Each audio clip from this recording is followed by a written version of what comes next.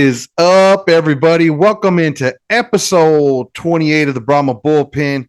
And I know what you're thinking. What's with the shades? Well, the United Football Media Group continues to grow, so I'm wearing these in honor of our newest member. He's hosting the Defend Football Show. Check him out on our YouTube channel. It's more hip for the kids, not us old school football guys. So you guys check it out. I'll see how long I can go with the shades, but I don't know, man. I'm old and I can't really see. But welcome into the episode. Remember, go back to episode 28, comment on the video. We're giving away tickets. Okay, we're going to be giving away tickets to the third home game for the Brahmas here in the Dome. The Michigan Panthers are coming to town Saturday, April 20th, 7 p.m. The game will be broadcast on Fox. Help us fill the Dome. Comment on the video. This episode, we're going to break down our prediction for defensive starters in episode 27. We did offensive starters. Now we're going to do defensive starters. I will like to throw a caveat out there. Obviously, I'm just some dummy from the cow pasture, so I'm trying to make decisions on best available data. How about that? Best available data decisions to try to see who's going to make the team. Last week, I predicted that Darian Parker was going to be one of our starting tackles, and he was released, unfortunately. So I'm already off one. We're just trying to talk about players we think are going to impact the roster. You know, hopefully they'll be starters, but hopefully they'll at least stay on the roster. So this week I did a lot of extra work and dug into the analytics of these players. So when we get to it, we'll go through that. But before I go any further, I want to play this little clip from the Cole Kublik and Greg McElroy podcast, just so we can react on a college football problem that I think is going to ultimately wind up being a spring football issue. With that, go ahead and roll it, producer. I think what's coming, I'm pretty confident in this, talking to people far more powerful than me, but these are billionaires in the Bay Area, and there's going to be a break off of about 50 to 60 teams, and they're going to be professional football. And then everybody else is going to be what you're saying. Is this, call it G5, call it college football, call whatever you want. We're going to be competing on hopefully a more level playing field. That's coming way faster than anybody can anticipate. And there's there's venture capitalists right now actively looking to buy college franchises. All right. Did y'all hear the same thing I heard? What is happening is big investment firms, brokerage firms, whatever, are looking at franchising college football teams. They're looking at taking the 50 or 60 biggest college teams, basically the SEC and the Big Ten, throwing a couple of stragglers in there, and franchising professional football teams from these college teams. It's a great idea. It's a built-in fan base. Everybody loves their college team, and they follow it religiously. Of course, they're going to make money. It's a multi-billion-dollar industry. It's the second leading sport in the United States of America. You got the NFL, then you got college, and then you got everybody else way down the line with this huge gap between them. Even Major League Baseball and NBA is way down the line. So you can see how these investment firms, ESPN, all these big money brokers, people trying to make some bucks. Who isn't, right? I mean, I'm trying to make bucks and play for these sunglasses.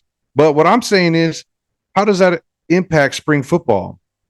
Shot across the bow is what it is. Spring football fans, the UFL, all of the teams, all 8 teams in the UFL, people better get on board and get moving forward and get established. We got to come together, USFL, XFL, together, fans together, put butts in seats. We need content on YouTube. We need content on social media, and we need these stadiums to be packed, because if we wind up having to not only compete basically with the indoor football league and all these other football leagues, as well as for player talent. Some players want to play other sports, as well as who wants to be on an NFL practice roster versus who wants to be on a spring roster, and all that stuff that goes on each and every year during these rosters. And then you want to compile competing with college football on top of that. I hate to say it, but the spring football league and the UFL is not in a position of control there. College football will have all the control. There's way more money behind it. The stadium alone for the Texas A&M Aggies would fund UFL for like a decade, right? What they spend on just the stadium. It's crazy the amount of money there is in college football. You know, billions and billions of dollars are just there, and people give them money for free. Could you imagine if a oil and gas executive just walked into the UFL's headquarters in Arlington and gave them, I don't know, $150 million check? Because that's what happens for every major university across this country. Every SEC school, every Big Ten school, these guys are getting hundreds of millions of dollars donated to them. Hell, here, UTSA locally just got a $50 million gift for a student athletic center from an eye doctor down here. The money is there. It's all tax deductible, bro. We people need tax write-offs. Even out here in the cow pasture, we need to write stuff off. So it's absolutely crazy. Spring football, we better come together, get it together, and get ready because there's competition on the horizon. With that, let's get into the episode. I think I'm gonna lose the shades if everybody's okay with that. I don't know. Maybe I'll just keep wearing the shades. It kind of hides half my ugly face, so that's kind of cool. But with all that being said, we're going to get into these rosters. We're going to start off in the D line, just like with the D line is the spot where defense succeeds or fails. So we got this list here. We got Kavion Patton, Jalen Dalton, Trey Botts, and Prince Emili.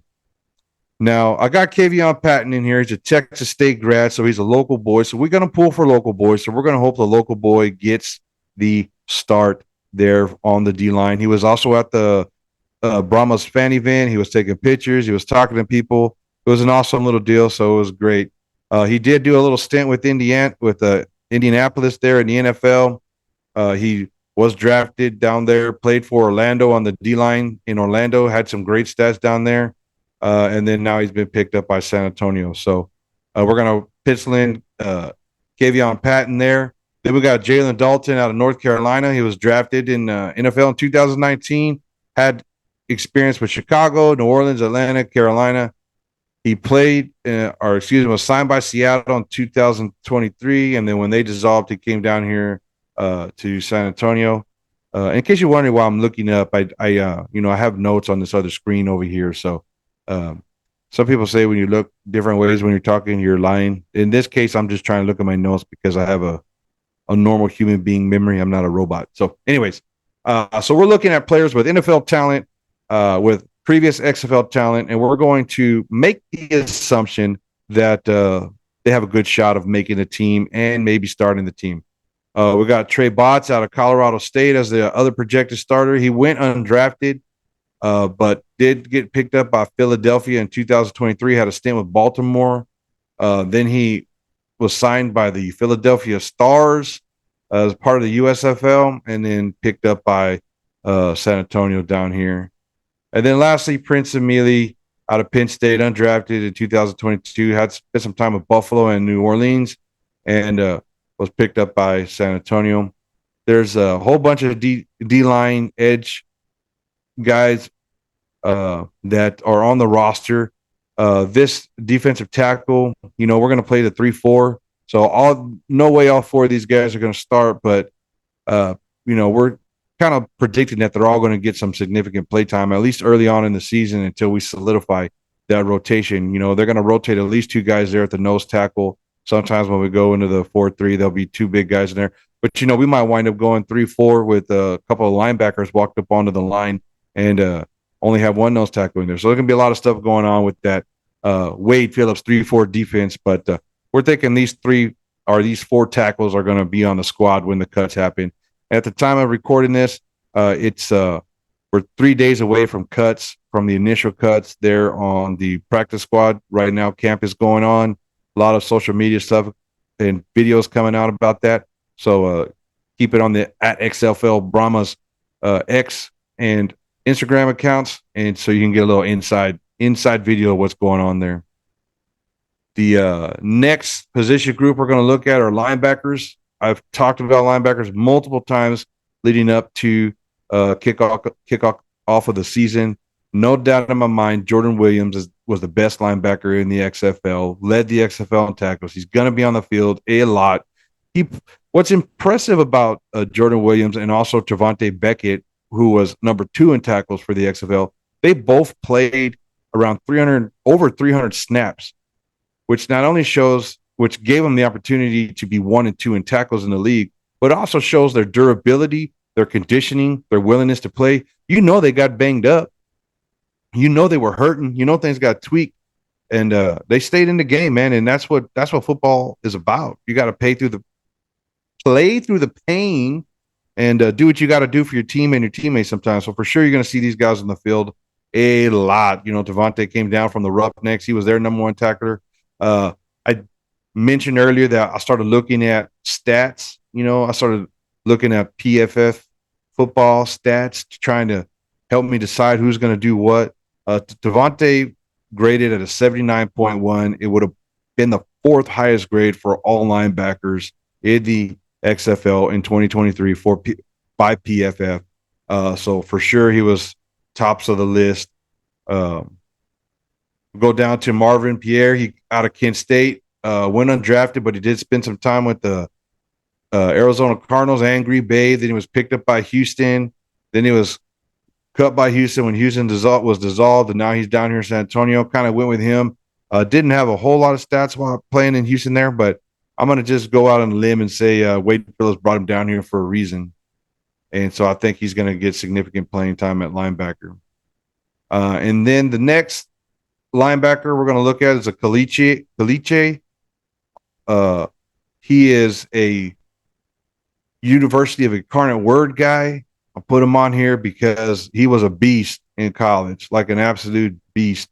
And, you know, what do you do if you got the best two linebackers in the XFL, probably in the UFL now, for sure in the XFL in 2023, but now probably in the UFL in 2024? You go out and get you a nice young stud out of college and put him on the field. These are his college stats: 233 tackles, 4.5 sacks, 4 INTs for a linebacker, which is crazy, meaning he was definitely dropping back the pass coverage and playing the ball. And then he's got 4 forced fumbles. So he was accounted for 8 turnovers throughout his college career. So most of those stats came in his junior and senior year. So the dude was balling out for the University in kind of word. There's that little known quarterback, Lindsey Scott, that UIW won a lot of games with. Well, Caliche was part of that same team. So pretty awesome that he's down here on the Brahmas now. We look forward to seeing him get some play time on the field. Next, we're going to go into the edge. You know, with this 3-4 defense, you're definitely going to have some D linemen on the edge, but you're also going to have these hybrid linebackers walking up and walking back. Are they blitzing? Are they covering? You know, you start looking into the stats of these players. For instance, we got Delonte Scott here. Delonte Scott and Drew Beasley were actually the highest rated PFF overall defensive players in the league. They were on the same team, and they're on the Brahmas roster this year, which is wild to think about. They both scored 90.1 and were tied for first place for efficiency metrics and overall defensive metrics for the league. They both played over 500 plays, and they were both 200 or 300 plays back in coverage. So half the plays basically they're rushing the quarterback or doing rush defense, or they're back in coverage. Man, these guys are versatile. They can go on the edge, they can go in the middle, wherever they want to disguise his blitz and bring it from. Man, you just can't go wrong. Scott had 8 sacks, which is number 2 in the XFL in 2023. Had 11 tackles for loss. Beasley was with the Brahmas, played opposite of Scott. He had 7 sacks, and another thing is he had 18 hurries in 10 games. Right, so 18 hurries on the quarterback in 10 games. Playing 350 snaps. That's high motor. That's high motor. That's a lot of football being played. These guys all over the field. And it's wild to think about, out of all the players on defense, you're talking D-line, corner, safety, linebacker, whatever. These two guys were tied for 1 and 2 in the overall rankings by PFF. And they're on the same team last year. And lucky for us, are on the same team again this year. So not only do we have the best 2 linebackers, we probably have the best 2, for sure, edge rushers in the XFL division or conference, but maybe in the whole entire league. So, we got some strong secondary play. We're going to talk about that here in a minute. And man, our defense is just going to be stacked. I don't understand why everybody ranks the Brahma so low. Not that I give a damn about rankings. I doubt players do as well. We got so much talent on the defensive side of the ball, and then our offense is just going to be AJ Smith offense, bro. Like I don't even understand. People think they're going to score 30 on us, and it ain't going to happen. And our offense is definitely going to score 30 every game. Without, I mean, it's crazy. Anyways, then we got Wyatt Ray down here. He was with Boston College, went undrafted, but he has extensive NFL camp time. Cleveland, Houston, Buffalo, New York, Tennessee, Cincinnati, Jacksonville. Signed by Houston in 2023. Houston was dissolved. Now he's down here in San Antonio. Same logic, same terminology. Wade Phillips brought him in for a reason, right? So we're going to go ahead and just assume he's going to get on the field. Then we got Jamar Jones out of Notre Dame. Went undrafted, but he had some time with Pittsburgh, the Rams, and Jacksonville, and also signed down here in San Antonio. So those are our D-line edge rusher guys, hybrid linebackers, the jack. I mean, they get called all kinds of things, but what we're going to call them is deadly. And we're going to go out on a limb and say, quarterbacks, beware, because you don't know who's coming. Might be Beasley on your right, might be Scott on your left. Who knows, baby? Or it might be Jordan Williams or Devontae Beckett coming right down the middle. You know what I'm saying? When that D tackle. Anyways, oh man, I'm getting excited. Woo, baby, let's go. I can't wait to see the Brahmas putting hurting on people. All right, cornerback. First and foremost, we're going to go Bryce Thompson is going to be one of our main quarterbacks. Bryce had a 72 rating on PFF. He only gave up 3 touchdowns. 3 touchdowns out of 60 targets, right? And then he got 2 INTs. So if you look at that number, 3 touchdowns plus he got 2 INTs, you kind of, they say the good carbs make up for the bad carbs when you eat like a tortilla down here in San Antonio. At least that's what I tell myself. Well, it's like the touchdown and the INTs counteract. So he only gave up 1 score because getting an INT for a cornerback is basically like a score, man. You get that possession. And so he's got that almost a 50-50 split there. He was targeted over 60 times, and he only gave up 38 catches playing cornerback in the XFL last year. So definitely going to be on the field, probably going to be quarterback 1 or 2 as long as he stays healthy. You like those stats? I'm telling you, man, I'm digging up stats on these guys, bro. I'm trying to be more like Webb. Webb comes with it hard every episode. He's got all these crazy stats. He even made up his own stat. We'll talk about that later. It's got a cute name, like a cuddly blanket stat, I think is what he's calling it. But anyways, then you got Corey Mayfield Jr. Basically, he only let quarterbacks have the 55% completion rating against him. He gave up 15 touchdowns in 5 years with 7 picks when he was in college. So 78.5 is the average that he has on PFF score. And so he's also one of these local guys going to be playing for the Brahmas.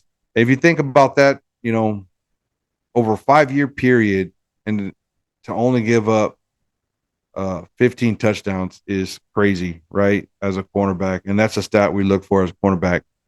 Then we're going to move into safeties. I'm not going to predict who's strong safety, who's free safety, who's nickel or whatever. I kind of have it listed here, but I think AJ Handy and Vernon Scott are going to both be the safeties. They're going to see some time on the field as safeties. I don't know who's going to play free safety or strong safety or what's going to happen with that, but either way, they're going to be moving around a lot, coming to the line, pushing back. Going to see some 3-4 defense schemes back there. But AJ scored last year in the XFL. His PFF score was 69.2. He got 37 tackles and only gave up 18 receptions for the whole season, which is pretty crazy. That safety definitely needs to be willing to go stick his nose in there and make a tackle. So I think AJ Handy's our guy. Scott is one of those guys who's what you would call like a borderline NFL talent, was with the Packers for a number of years on the practice squad, was always right there on the cusp of making the team. So come down here in the XFL, get a little work in. I think we're going to have a dynamic duo. We're going to call them the dynamic duo back there, kind of like rice and beans. You know what I'm saying? San Antonio, you know what that's all about. But we think Scott's going to be back there along with AJ playing safety. Excuse me. And then we got Quincy Williams, who's played over 1,000 NFL snaps and gave up 63 receptions. Yes, you heard that right. Over 1,000 professional football snaps, and he has given up 63 completions, and he's only given up 5 touchdowns.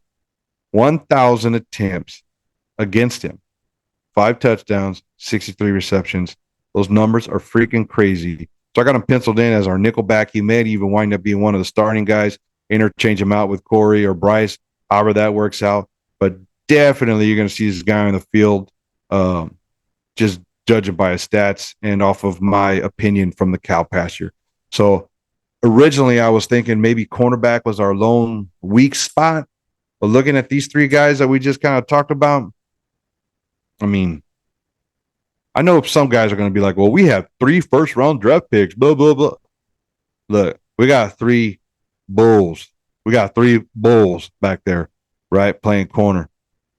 Don't get me started on the linebackers again and the edge rushers, okay? The quarterbacks ain't even going to get to throw the ball on us. They're going to be running around like a chicken with their head cut off, trying not to get sacked every down.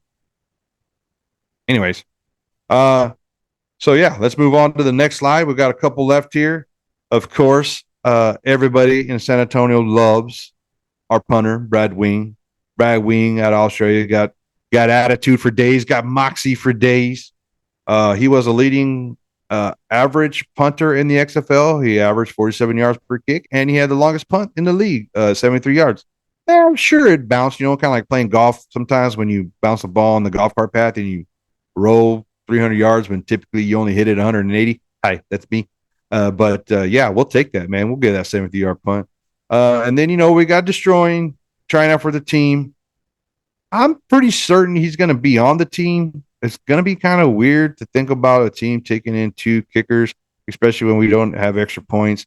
I've seen teams have multiple kickers, have like a short yardage specialist and a long yardage specialist. I don't think there's a need for that, but I do think that they might try to carve out a roster spot for him, and have those extra dressed spots and undressed spots that they can flow back and forth, keep Destroying on the team, get some film, get some media. At media days, they highlighted Destroying in his game gear, his game uniform. So we got to do what we got to do. We ain't proud down here in San Antonio, baby. We will lift our. Well, should I say lift our skirts? We will sell ourselves to get social media followings. And while I got that up, hey, like, share, subscribe on the YouTube channel, and follow us on Instagram and on the X at SA Brahma Bullpen. All one word, baby. Let's go. Help us with some social media followers. We want to be like Destroying. Anyways, and then we got Rex Sonora. Not much to say about him, but what I will say, he's the only long snapper on the roster, and someone's got to do it. So I am predicting he's making the roster. And with that, that's our roster breakdown. We don't want to take this episode too terribly long, but I do have a bonus. I have one bonus graphic here. We did our wide receiver predictions last week, and I did make a gross mistake, travesty, to say the least. I messed up.